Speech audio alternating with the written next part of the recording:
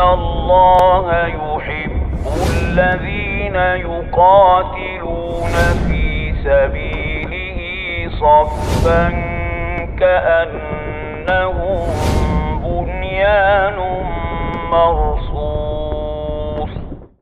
السلام علیکم ورحمۃ اللہ وبرکاتہ۔ میں ہوں محمد ارشاد صدیقی اور آپ دیکھ رہے ہیں حقائق کی تلاش۔ ناظرین، ویڈیو شروع کرنے سے پہلے ہم اپنے نئے آنے والے دوستوں سے گزارش کرتے ہیں کہ چینل کو سبسکرائب کیجئے اور بیل آئیکن کو پریس کیجئے تاکہ ہماری ہر نئی آنے والی ویڈیو آپ تک بآسانی پہنچ سکے۔ دجال کا حلیہ، بخاری شریف حدیث نمبر 4598۔ حضرت انس رضی اللہ تعالیٰ عنہ فرماتے ہیں، نبی کریم صلی اللہ علیہ وسلم نے فرمایا، کوئی نبی ایسے نہیں بھیجے گئے جنہوں نے اپنی امت کو کانے کا عذاب سے نہ ڈرایا ہو۔ سنو، بے شک وہ کانا ہوگا اور تمہارا رب یقیناً کانا نہیں ہے، اور اس کی دونوں آنکھوں کے درمیان کافر لکھا ہوگا۔ بخاری شریف کی ایک اور حدیث 4598، حضرت عبداللہ رضی اللہ تعالیٰ عنہ ابن عمر رضی اللہ تعالیٰ عنہ نبی کریم صلی اللہ علیہ وسلم سے روایت کرتے ہیں، آپ صلی اللہ علیہ وسلم نے فرمایا، دجال دائیں آنکھ سے کانا ہوگا، اس کی آنکھ ایسی ہوگی گویا پچکا ہوا انگور۔ مسلم شریف جلد نمبر 4 صفحہ نمبر 2248۔ حضرت حذیفہ رضی اللہ تعالیٰ عنہ سے روایت ہے کہ رسول کریم صلی اللہ علیہ وسلم نے فرمایا، دجال بائیں آنکھ سے کانا ہوگا، گھنے اور بکھرے بالوں والا ہوگا، اس کے ساتھ جنت اور آگ ہوگی، بس اس کی آگ در حقیقت جنت ہوگی اور اس کی جنت آگ ہوگی۔ دجال کے بالوں کے بارے میں فتح الباری میں ہے کہ بالوں کی زیادتی اور الجھے ہوئے ہونے کی وجہ سے اس کا سر اس طرح نظر آتا ہوگا گویا کسی درخت کی شاخیں ہوں۔ مسلم شریف کی دوسری روایت میں ہے کہ دجال کی ایک آنکھ بیٹھی ہوئی ہوگی جیسے کسی چیز پر ہاتھ پھیر کر اس کو پچکا دیا جاتا ہے، اور دوسری آنکھ پر موٹا دانہ ہوگا۔ اس کی آنکھوں کے درمیان کافر لکھا ہوگا، جو ہر مومن خواہ پڑھا لکھا ہو یا ان پڑھ اس کو پڑھ لے گا۔ مشکات شریف جلد نمبر 100 حدیث نمبر 5237۔ مسند احمد کی روایت میں یہ بھی ہے کہ اس کے ساتھ 2 فرشتے ہوں گے جو اس کے ساتھ 2 نبیوں کی صورت میں ہوں گے۔ آپ صلی اللہ علیہ وسلم نے فرمایا کہ اگر میں چاہوں تو ان نبیوں کے اور ان کے باپوں کے نام بھی بتا سکتا ہوں۔ ان میں سے ایک اس دجال کے دائیں طرف ہوگا اور ایک بائیں طرف۔ یہ آزمائش ہوگی۔ دجال کہے گا، کیا میں تمہارا رب نہیں ہوں؟ کیا میں زندہ نہیں کر سکتا؟ کیا میں موت نہیں دے سکتا؟ تو ایک فرشتہ کہے گا کہ تو جھوٹا ہے۔ فرشتے کی اس بات کو دوسرے فرشتے کے علاوہ کوئی اور انسان وغیرہ نہیں سن سکے گا۔ دوسرا فرشتہ پہلے والے سے کہے گا، تو نے سچ کہا، اور دوسرے فرشتے کی بات کو سب لوگ سنیں گے اور وہ سمجھیں گے کہ یہ دجال کو سچا کہہ رہا ہے۔ یہ بھی آزمائش ہوگی۔ مسند احمد جلد نمبر 5 صفحہ نمبر 221۔ دجال ایک متعین شخص ہوگا، کیونکہ احادیث میں واضح طور پر ان باتوں کو بیان کیا گیا ہے، لہٰذا کسی ملک کو دجال سمجھنا درست نہیں، جیسا کہ خوارج وغیرہ باطل فرقوں کا خیال ہے۔ قاضی غیاث رحمۃ اللہ علیہ فرماتے ہیں، دجال کے واقعے میں یہ ساری احادیث جن کو امام مسلم وغیرہ نے ذکر کیا ہے دجال کے وجود کے صحیح ہونے پر دلیل ہے، اور اس بات کی بھی دلیل ہے کہ دجال ایک شخص معین ہوگا۔ اس کی دونوں آنکھیں عیب دار ہوں گی۔ حافظ ابن حجر اسقلانی رحمۃ اللہ علیہ نے تافیہ کی تشریح یوں کی ہے، بارزہ یعنی دجال کی دائیں آنکھ باہر کی طرف نکلی ہوئی ہوگی۔ فتح الباری جلد نمبر 31 صفحہ نمبر 325۔ موجودہ دور میں مختلف بڑی کمپنیوں کے نشانات یعنی لوگوز میں آپ کو ایک آنکھ نظر آتی ہے۔ کہیں یہ آنکھ بالکل سفید ہے جیسے چمکتا ہوا ستارہ، اور کہیں اس آنکھ کا رنگ سبز دکھایا جاتا ہے جیسے سبز شیشہ۔ حضرت ابی ابن کعب رضی اللہ تعالیٰ عنہ نے نبی کریم صلی اللہ علیہ وسلم سے روایت کی ہے، آپ صلی اللہ علیہ وسلم نے دجال کا بیان کرتے ہوئے فرمایا، دجال کی آنکھ شیشے کی مانند سبز ہوگی۔ مسند احمد 21184، صحیح ابن حبان 6795۔ کیا یہ محض اتفاق ہے کہ یہ کمپنیاں ایک عیب دار آنکھ کو اپنی کمپنی کا نشان بناتی ہیں، یا ابھی سے دنیا والوں کو اس عیب دار آنکھ سے مانوس کیا جا رہا ہے؟ نیز سب کو ایک آنکھ سے دیکھنے کا محاورہ بھی تقریباً ہر زبان میں موجود ہے، جو کہ سب کو برابر حقوق دینے والے کے لیے استعمال ہوتا ہے۔ اس حدیث میں یہ ہے کہ اس کی پیشانی پر کافر لکھا ہوگا، یہاں اس کے حقیقی معنی مراد ہیں، لہٰذا یہ خیال درست نہیں کہ اس سے مراد کسی کمپنی کا نام یا کسی ملک کا نشان ہے۔ امام نووی رحمۃ اللہ علیہ فرماتے ہیں، اس بحث میں درست بات جس پر محققین کا اتفاق ہے یہ ہے کہ دجال کی پیشانی پر مذکورہ کافر لکھا ہوا حقیقت میں ہوگا۔ اللہ نے اس کو دجال کے جھوٹ کی ناقابل تردید علامت بنایا ہے۔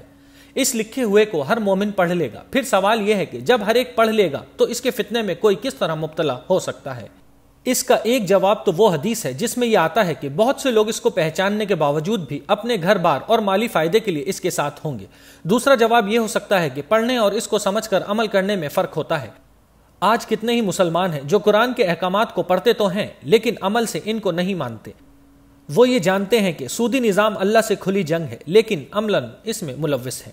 دجال کے وقت بھی بہت سے لوگ جو اپنا ایمان ڈالر اور دنیاوی فائدے کے بدلے بیچ چکے ہوں گے، جنہوں نے ایمان کو چھوڑ کر دنیا کو اختیار کر لیا ہوگا، جنہوں نے اللہ کے نام پر کٹنے کے بجائے دجال کی طاقت کے سامنے سر جھکا دیا ہوگا، تو وہ اس کے کفر کو نہیں پڑھ پائیں گے، بلکہ اس کو وقت کا مسیح اور انسانیت کا نجات دہندہ ثابت کر رہے ہوں گے اور اس کے لیے دلائل ڈھونڈ کر لا رہے ہوں گے۔ دجال کے خلاف لڑنے والوں کو گمراہ کہا جا رہا ہوگا، پھر بھی ان کا اپنے بارے میں یہی دعویٰ ہوگا کہ وہ مسلمان ہیں، حالانکہ ان کا اسلام سے کوئی تعلق نہ ہوگا۔ یہ سب اس لیے ہوگا کہ ان کی بدعمالیوں اور شقاوت قلبی کے باعث ان کی ایمانی بصیرت ختم ہو چکی ہوگی۔ یہ ہم اپنی طرف سے نہیں کہہ رہے، بلکہ یہ مطلب شارح بخاری حافظ ابن حجر عسقلانی رحمۃ اللہ علیہ اور شارح مسلم امام نووی رحمۃ اللہ علیہ نے بیان فرمایا ہے۔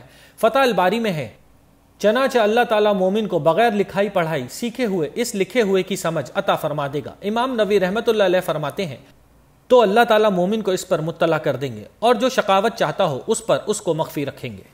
دجال کا فتنہ بہت ہی وسیع ہوگا۔ آقائے مدنی صلی اللہ علیہ وسلم صحابہ رضی اللہ تعالیٰ عنہ کی جس محفل میں بھی دجال کا بیان فرماتے تھے، وہاں صحابہ رضی اللہ تعالیٰ عنہ پر خوف طاری ہو جاتا تھا اور صحابہ رضی اللہ تعالیٰ عنہ رونے لگتے تھے۔ لیکن کیا وجہ ہے کہ آج مسلمان اس کے بارے میں کچھ فکر ہی نہیں کرتے؟ شاید اس کی وجہ یہ ہے کہ آج لوگ اس فتنے کو اس معنی میں سمجھنے کی کوشش نہیں کرتے جس معنی میں آپ صلی اللہ علیہ وسلم نے سمجھایا ہے۔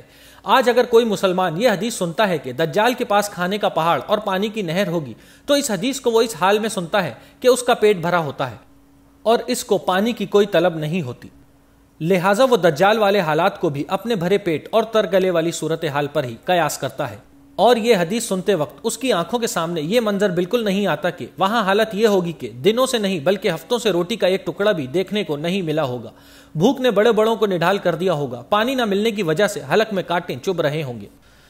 جب گھر کے اندر آپ قدم رکھیں گے تو نظروں کے سامنے آپ کا وہ لخت جگر ہوگا جس کے ایک اشارے پر آپ اس کی ہر خواہش پوری کر دیا کرتے تھے۔ اب وہ بچہ آپ کے سامنے ہے، شدت پیاس سے زبان باہر نکلی ہوئی ہے، کئی دن کے فاقے نے گلاب جیسے چہرے سے زندگی کی تمام رونقوں کو چھین لیا ہے۔ یہ منظر دیکھ کر آپ کا دل تڑپ اٹھتا ہے اور آپ لاچاری اور بے بسی کے عالم میں اپنے جگر کے ٹکڑے سے دوسری طرف منہ پھیر لیتے ہیں۔ دوسری طرف حسرتوں کا بت بنی آپ کی ماں، جی ہاں آپ کی ماں، جس نے آپ کو کبھی بھوکے پیٹ نہیں سونے دیا، جو آپ کی پیاس کو آپ کے اشاروں سے سمجھ جاتی تھی، جس نے اپنی تمام خوشیوں اور ارمانوں کو آپ کے نام کر دیا۔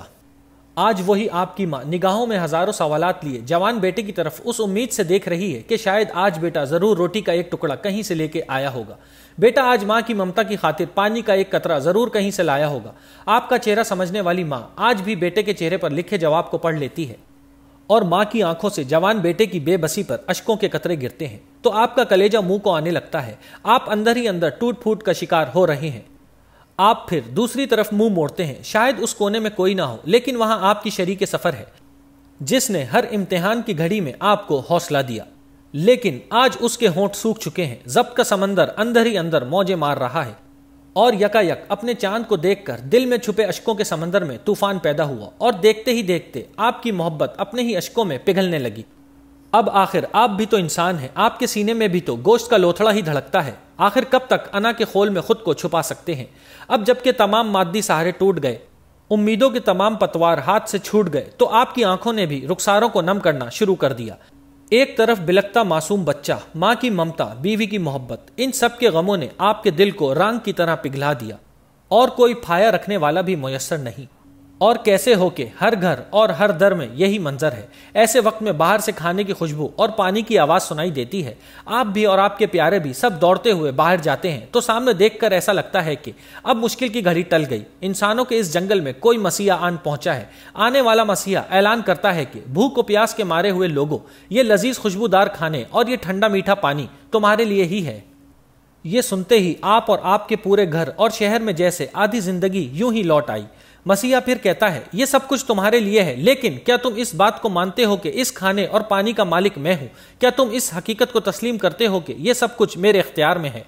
کھانے اور پانی کی طرف آپ کے بڑھتے ہوئے قدم تھوڑی دیر کے لیے رک گئے اور آپ کچھ سوچنے لگے۔ آپ کی یادداشت نے کہا کہ یہ الفاظ کچھ جانے پہچانے ہیں، اور آپ کو یاد آ گیا یہ مسیحا کون ہے، لیکن تبھی آپ کے پیچھے سے بچے کے بلکنے کی آوازیں تیز ہونے لگیں۔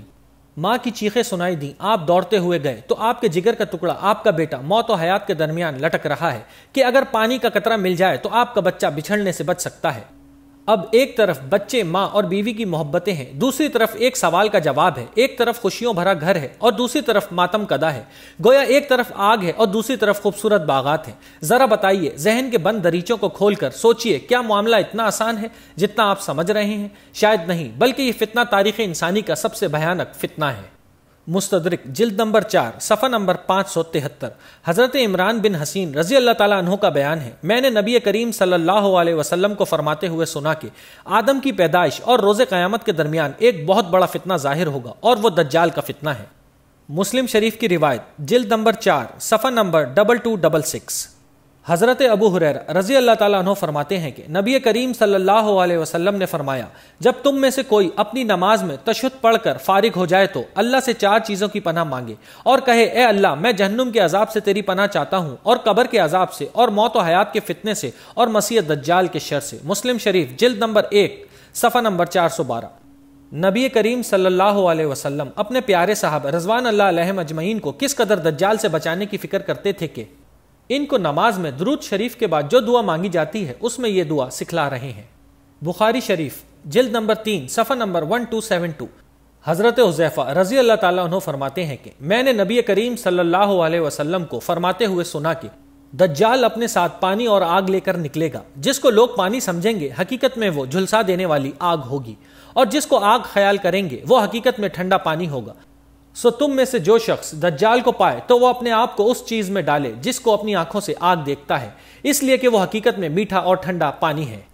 ایک دوسری حدیث میں دجال کے ساتھ روٹیوں اور گوشت کے پہاڑ کا ذکر ہے، مطلب یہ ہے کہ جو اس کے سامنے جھک جائے گا اس کے لیے دولت اور غذائی اشیاء کی فراوانی ہو جائے گی، اور جو اس کے نظام کو نہیں مانے گا اس پر ہر قسم کی پابندی لگا کر ان پر آگ برسائے گا۔ جیسا کہ ہم نے کہا کہ دجال کے آنے سے پہلے اس کا فتنہ شروع ہو جائے گا۔ افغانستان اور عراق پر آگ کی بارش اور جن لوگوں نے ابلیسی قوتوں کی بات مان لی ان پر ڈالروں کی بارش کی جا رہی ہے۔